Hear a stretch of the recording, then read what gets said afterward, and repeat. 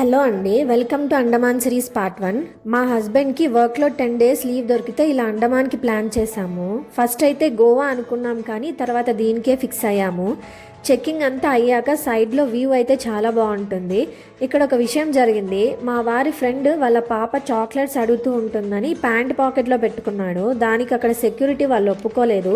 కావాలంటే హ్యాండ్ లగేజ్లో పెట్టుకోమని చెప్పారు. దానికే మేము ఇక్కడ వెయిటింగ్.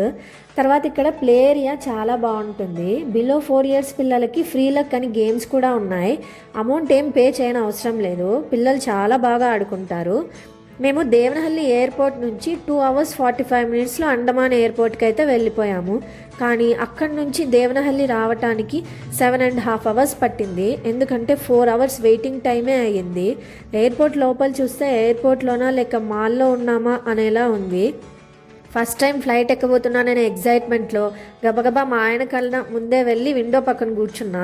ఫ్లైట్ రన్వే మీద నుంచి గాల్లోకి ఎగురుతుంటే కళ్ళు తిరిగినంత పని అయింది. తర్వాత మా ఆయన ఫేస్ చూడాలి. మీలో ఎవరైనా ఇలా ఫేస్ చేశారా? మేబీ నాకు ఇది ఫస్ట్ టైం కాబట్టి అలా అనిపించిందేమో. మా బాబుకి 2.5 years. మేము ఈ ట్రిప్లో మా వాడి టాంట్రమ్స్ ఎలా మేనేజ్ చేసాం, ఇంకా మేము ఏమేమి కవర్ చేసాం అనేది కూడా ముందు వీడియోస్లో చెప్తాను. Okay, see you in the next vlog.